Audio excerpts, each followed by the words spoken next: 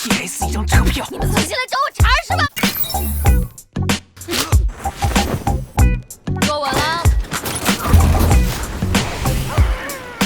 2个小时后准时在这里集合，准备返程，过时不候啊！这是写给谁的呀？情书要我给你念吗？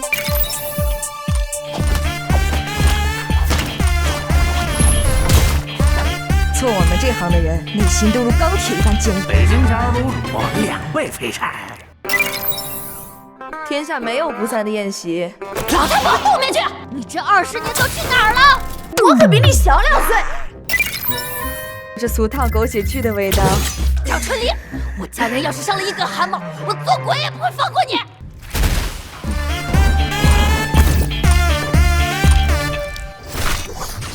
快醒醒！小美，宇宙力士被击败了，现在跑！